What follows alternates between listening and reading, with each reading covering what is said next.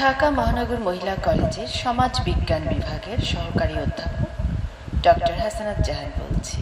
Good morning my dear students, hope you are fine. Eid Mubarak. আশা করি সবাই ভালো আছো এবং তোমাদের ঈদ অত্যন্ত আনন্দে কেটেছে। সবাই সুস্থ আছো নিশ্চয়ই। আজ ঈদ পরবর্তী প্রথম ক্লাস, তোমাদের প্রথম পত্রের নবম অধ্যায় শুরু করতে যাচ্ছি। যেহেতু এটা প্রথম ক্লাস, খুব বেশি পড়াশোনা আমি করতে বলবো না তোমাদেরকে, তবে তারপরও কিছু কিছু পড়াশোনা আমাদের শুরু করতে হবে, কারণ কিছুদিন পরেই আমাদের আবার অনলাইন সেকেন্ড সিটিটা শুরু হয়ে যাবে। So dear students, please take your khata and pen and please follow the lecture. HSC second year first সেমিস্টারের জন্য আজকের এই লেকচারটি। First paper chapter 9 social system. আজকে আমি যে অধ্যায়টি পড়াবো তার নাম হচ্ছে সোশ্যাল সিস্টেম, মানে হচ্ছে কি সামাজিক ব্যবস্থা। হ্যাঁ, সামাজিক ব্যবস্থা কি, এই অধ্যায়ে আমরা যে বিষয়গুলো পড়ব এবং পড়ার পরে আমরা সম্পত্তি কাকে বলে, রাষ্ট্র কাকে বলে, ক্ষমতা, কর্তৃত্ব, শিক্ষা, ধর্ম, নৈতিকতা, এই বিষয়গুলো সম্পর্কে আমরা জ্ঞান অর্জন করব এই অধ্যায়ে। সো ডিয়ার স্টুডেন্টস, প্লিজ আমরা শুরু করতে যাচ্ছি। দেখো যে প্রথমে আমরা কি পড়ব। প্রথমেই দেখো লেখা আছে সোশ্যাল ইকোনমিক সিস্টেম। সমাজের যে অর্থনৈতিক ব্যবস্থা, সামাজিক অর্থনৈতিক ব্যবস্থা বলতে পারি, বা সমাজের যে অর্থনৈতিক ব্যবস্থা, এই অর্থনৈতিক ব্যবস্থাটা কি? দেখো, প্রতিটি সমাজেরই একটি নিজস্ব অর্থনৈতিক ব্যবস্থা রয়েছে। হ্যাঁ, সমাজের যে এই অর্থনৈতিক ব্যবস্থা, তার মধ্যে রয়েছে সম্পত্তির মালিকানা, উৎপাদন, বন্টন, ভোগ, সঞ্চয় ইত্যাদি বিষয়গুলো। একইভাবে প্রতিটি অর্থনৈতিক ব্যবস্থার পেছনেও রয়েছে এক বা একাধিক রাজনৈতিক দর্শন। এই রাজনৈতিক দর্শনগুলো অর্থনৈতিক ব্যবস্থার নীতি নির্ধারক এবং অর্থনৈতিক সমস্যার সমাধান, এই ব্যবস্থাগুলোর উপরে কিন্তু নির্ভরশীল। প্রত্যেক দেশের অর্থনৈতিক কার্যাবলী সে দেশের প্রতিষ্ঠানগত ও আইনগত যে কাঠামো রয়েছে তার মধ্যেই কিন্তু পরিচালিত হয়। এই প্রতিষ্ঠানগত ও আইনগত কাঠামোকে কিন্তু বলা হয় অর্থনৈতিক ব্যবস্থা। এই যে প্রতিষ্ঠানগত আইনগত যে স্ট্রাকচার রয়েছে, এই স্ট্রাকচারটাকে মূলত বলা হয় অর্থনৈতিক ব্যবস্থা। বিশ্বের বিভিন্ন দেশে প্রধানত 4 ধরনের অর্থনৈতিক ব্যবস্থার চালু রয়েছে। যেমন কি কি একটু লিখে নাও: পুঁজিবাদ, সমাজতন্ত্র, মিশ্র এবং ইসলামিক অর্থনৈতিক ব্যবস্থা। পুঁজিবাদ, যেটা আমরা এখনই পড়ব, পুঁজিবাদ, সমাজতন্ত্র, মিশ্র এবং ইসলামিক অর্থনৈতিক ব্যবস্থা। তো প্রথমেই যেটা রয়েছে যে দেখো ইকোনমিক সিস্টেম অফ ক্যাপিটালিজম। এখন ক্যাপিটালিজম কি তোমাদেরকে আগে বুঝিয়েছিলাম। হ্যাঁ, যে ক্যাপিটালিজম যখন থেকে ধরো ব্যক্তিগত মালিকানার উদ্রেক হলো, ধীরে ধীরে ক্যাপিটালিজমের পথেই কিন্তু সেই দাস সমাজ থেকে ফিউডালিজম, দেন ক্যাপিটালিজমের আবির্ভাব হয়েছিল অ্যাকর্ডিং টু কার্ল মার্কস। তো ধনতান্ত্রিক অর্থনীতি এমন একটি অর্থনৈতিক সমাজ ব্যবস্থা যেখানে উৎপাদনের উপকরণগুলোর উপর ব্যক্তিগত মালিকানা বজায় থাকে। হ্যাঁ, উৎপাদনের যে উপকরণগুলো রয়েছে তার উপরে ব্যক্তিগত মালিকানা বজায় থাকে এবং সমাজের যাবতীয় অর্থনৈতিক কর্মকাণ্ড বেসরকারি পর্যায়ে ব্যক্তিগত উদ্যোগেই সংগঠিত হয়। এই ব্যবস্থার মূল বিষয়টা কিন্তু তোমরা ধরতে পেরেছো কিনা? যার পুঁজিটা থাকে, যার ক্যাপিটালটা থাকে, তিনি মূলত পুঁজিপতি, পুঁজির মালিক। ক্যাপিটালিস্টিক ব্যবস্থায় পুঁজির মালিক যিনি, তিনি হচ্ছেন পুঁজিপতি। ধনতান্ত্রিক অর্থনৈতিক ব্যবস্থা বা এই ক্যাপিটালিজমের ভিত্তি হলো অবাধ প্রতিযোগিতা। ক্রেতা ও বিক্রেতার মধ্যে অবাধ প্রতিযোগিতার মাধ্যমে দ্রব্যমূল্য নির্ধারিত হয়। ধনতান্ত্রিক অর্থনৈতিক ব্যবস্থায় উৎপাদন, বন্টন, ভোগ প্রভৃতি নিয়ন্ত্রণের জন্য কোনো কেন্দ্রীয় পরিকল্পনা বা কর্তৃপক্ষ থাকে না। সেন্ট্রালি এটা নিয়ন্ত্রিত কিন্তু হয় না, বরং একটি স্বয়ংক্রিয় মূল্য ব্যবস্থার মাধ্যমেই নির্ধারিত হয় সব কিছু। হ্যাঁ, তোমরা দেখবে যে জিনিসপত্রের দাম বেড়ে যাচ্ছে, কয়েকদিন পরপরই বা প্রতিনিয়ত জিনিসপত্রের দাম বেড়ে যাচ্ছে। এটা কিন্তু গভর্নমেন্ট বলে না যে তোমরা বাড়াও, এটা একটা প্রতিযোগিতার মাধ্যমে, একটা প্রতিযোগিতা, অলিখিত প্রতিযোগিতার মাধ্যমেই কিন্তু এই দামগুলো বেড়ে যাচ্ছে। এটা এই পুঁজির মালিক যারা, তারা প্রতিনিয়ত একটা কম্পিটিশনের মধ্যে থাকেন এবং কার প্রোডাক্ট বেশি চলবে সেটা চালাতে গিয়ে নানা পলিসি তারা গ্রহণ করেন। এই জন্য ধনতান্ত্রিক অর্থ ব্যবস্থাকে কিন্তু স্বাধীন উদ্যোগের অর্থনীতিও বলা হয়ে থাকে। বুঝতে পেরেছ? ম্যাক্স ওয়েবারের মতে পুঁজিবাদ হলো বাজার ব্যবস্থার সাথে বাঁধা একটি মুনাফা তৈরির ব্যাপার, যা বিভিন্ন দেশে একাধিক রূপে বিকশিত হয়েছে বা পরিকল্পিত হয়েছে, একাধিকভাবে, বিভিন্নভাবে, একাধিক মানে অনেকগুলো প্রক্রিয়ায় কিন্তু এটি বিকশিত হয়েছে।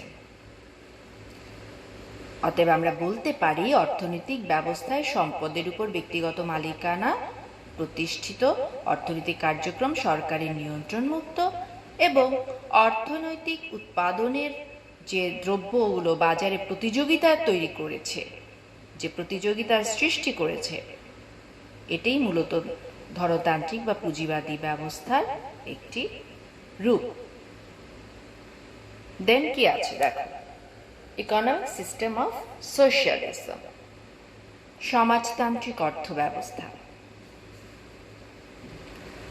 সমাজতান্ত্রিক, আসলে তোমাদেরকে বলেছিলাম যে কার্ল মার্কস বলেছেন পুঁজিবাদের যেভাবে বিকাশ হচ্ছে, এই পুঁজিবাদ একসময় থাকবে না, এর বিনাশ ঘটবে এবং একসময় কিন্তু আবার সর্বহারা শ্রেণীর একনায়কত্ব প্রতিষ্ঠিত হবে। আর মূলত সেটি তোমার আবার কমিউনিজম, এবং এই কমিউনিজমের আগের ফর্মটা হচ্ছে সোশ্যালিজম বা সমাজতন্ত্র। হ্যাঁ, যে সাম্যবাদী ব্যবস্থার লক্ষ্যে বর্তমান ব্যবস্থার তুলনায় অধিকতর সুষ্ঠু উৎপাদন ও বন্টন ব্যবস্থা প্রতিষ্ঠার লক্ষ্যে আমরা এগিয়ে চলছি। সমাজতান্ত্রিক অর্থ ব্যবস্থা হলো এমন এক ধরনের অর্থনৈতিক ব্যবস্থা যেখানে সম্পদের উপর কেন্দ্রীয় মালিকানা প্রতিষ্ঠিত থাকবে এবং কর্তৃপক্ষ কি করবে, যে যোগ্যতা অনুসারে কাজ করাবে জনগণকে দিয়ে এবং প্রয়োজন অনুসারে জনগণ তাদের গ্রহণ করবে, কেউ বেশি বা কেউ কম না। জনগোষ্ঠী তাদের যোগ্যতা অনুসারে কাজ করবে এবং প্রয়োজন অনুসারে গ্রহণ করবে। এটি তোমার হচ্ছে সোশ্যালিজম। তারপরে কি আছে দেখো, ইকোনমিক মিক্সড ইকোনমিক সিস্টেম, একটা মিশ্র অর্থনীতি। মিশ্র অর্থনীতি কি? মিশ্র অর্থ ব্যবস্থা হলো এমন এক ধরনের অর্থ ব্যবস্থা যেখানে সম্পদের মালিকানা ও রাষ্ট্রীয় মালিকানা উভয় স্বীকৃত হয়ে থাকে। মানে ব্যক্তিগত পর্যায়ে মালিকানা থাকবে, আবার রাষ্ট্রীয় মালিকানা থাকবে। অধ্যাপক স্যামুয়েলসনের মতে মিশ্র অর্থনৈতিক ব্যবস্থা এমন একটি অর্থনৈতিক কাঠামো যেখানে উৎপাদন ও ভোগকর্ম সংগঠিত করার ক্ষেত্রে বাজার ব্যবস্থার সাথে সরকারি নিয়ন্ত্রণ ব্যবস্থার সংমিশ্রণ ঘটে থাকে, যেখানে মূলত কোনো বিশেষ এক ধরনের অর্থনৈতিক ব্যবস্থা নয়, সব ধরনের অর্থনৈতিক ব্যবস্থা একটা হসপস অবস্থায় রয়েছে। হ্যাঁ, ব্যক্তিগত মালিকানাও রয়েছে বা থাকবে এবং রাষ্ট্রীয় মালিকানাধীনও থাকবে। দেন আছে ইসলামিক ইকোনমিক ব্যবস্থা, যেটা রয়েছে যে ইসলামিক ইকোনমিক সিস্টেম। ইসলামিক অর্থ ব্যবস্থা মূলত কিছু ইসলামিক রাষ্ট্রে রয়েছে, মুসলিম রাষ্ট্রে রয়েছে। এই ইসলামী অর্থনীতি ব্যবস্থা এমন একটি অর্থনৈতিক ব্যবস্থা যার মৌলিক বিধান, নীতিমালা, কর্মপদ্ধতি সব ধর্ম অনুসারে বা ইসলামিক শরীয়ত অনুসারে প্রতিষ্ঠিত রয়েছে এবং সেটা শুধুমাত্র কিছু মুসলিম কান্ট্রিতেই বিদ্যমান। তো এই অর্থনৈতিক ব্যবস্থাগুলো দেখো খুব কঠিন কিছু না, যে প্রথমে পুঁজিবাদী অর্থনীতি ব্যবস্থা, সমাজতান্ত্রিক অর্থনৈতিক ব্যবস্থা, মিশ্র অর্থনৈতিক ব্যবস্থা, ইসলামিক অর্থনৈতিক ব্যবস্থা, এই বিষয়গুলো পুরো পৃথিবীতে সমগ্র বিশ্বের নানা রাষ্ট্রের অর্থনৈতিক ব্যবস্থা হিসেবে সুপরিচিত।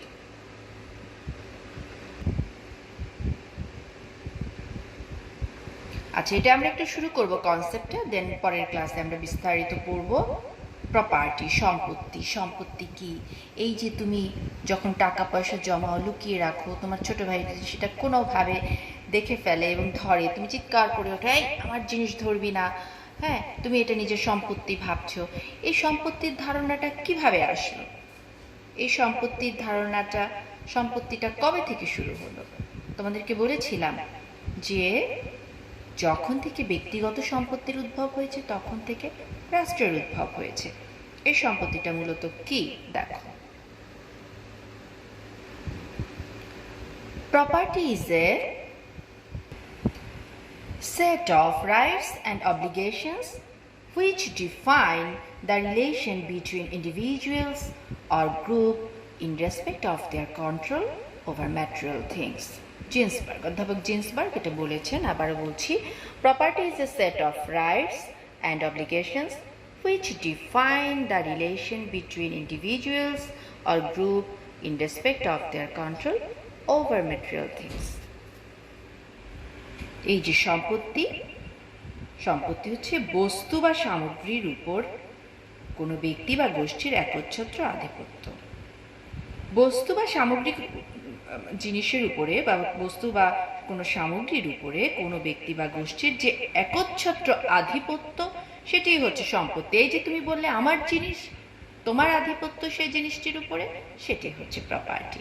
হ্যাঁ, এর পরের ক্লাসে আমরা প্রপার্টির বৈশিষ্ট্য এবং মালিকানা কি সেগুলো আমরা পড়বো। তার আগে জেনে নাও যে অ্যারিস্টটল সম্পত্তির ধারণা ব্যাখ্যা করতে গিয়ে বলেছেন যে 3 ধরনের সম্পত্তি রয়েছে: ব্যক্তিগত সম্পত্তি, প্রাইভেট প্রপার্টি, রাষ্ট্রীয় সম্পত্তি, স্টেট প্রপার্টি, এবং সাধারণ সম্পত্তি, কমন প্রপার্টি।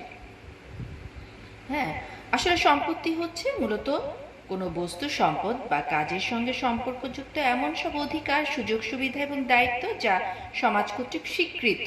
প্রপার্টিটা জোর দখল করা যাবে না, এটা সমাজ কর্তৃক স্বীকৃত হতে হবে, সামাজিক স্বীকৃতি থাকতে হবে। হ্যাঁ, অর্থাৎ সম্পত্তি হচ্ছে সমাজ স্বীকৃত অধিকার, সুযোগ সুবিধা এবং দায়িত্বের সমাহার যা ব্যক্তি বা গোষ্ঠী সামাজিক অনুমোদনের মাধ্যমে লাভ করে থাকে। তো দেখো যে সম্পত্তির এই ধারণা থেকে কিন্তু 3টি উপাদান স্পষ্টভাবে উঠে এসেছে, যথা কোনো বিষয় বা বস্তু, মালিকানা এবং সমাজের অনুমোদন। এই যে তুমি বললে যে তোমার একচ্ছত্র আধিপত্য তোমার যে বিষয়টির উপরে, সেটি অবশ্যই স্বীকৃত হতে হবে এবং সে স্বীকৃত বস্তুর উপরে বা তোমার অধিকারটা স্বীকৃত কিনা। হ্যাঁ, তুমি টাকা পয়সা জমিয়েছো, এটা তোমার টাকা, সো এটা স্বীকৃত অধিকার। কিন্তু তোমার ভাই বা বোন যখন জোরপূর্বক সেটা নিয়ে যাচ্ছে, সেটা স্বীকৃত না তার অধিকারটা, বিকজ সে জোরপূর্বক সেটা নিয়ে যাচ্ছে। তো এই যে তোমার একচ্ছত্র আধিপত্য বা তোমার অধিকার, এই স্বীকৃত অধিকারটি কোনো বস্তুর উপরে তোমার স্বীকৃত অধিকারটি হচ্ছে সম্পত্তি। আশা করি বুঝতে পেরেছ। আমার আদরের প্রিয় শিক্ষার্থী বৃন্দ, আশা করি বুঝতে পেরেছ। নেক্সট ক্লাসে আমরা প্রপার্টি সম্পর্কে ডিটেলস পড়বো। আজকে অল্প পড়িয়েছি, যেটুকু পড়িয়েছি খুব ভালোভাবে পড়ে ফেলো। যে যেখানে থাকো সুস্থ থাকো, ভালো থাকো।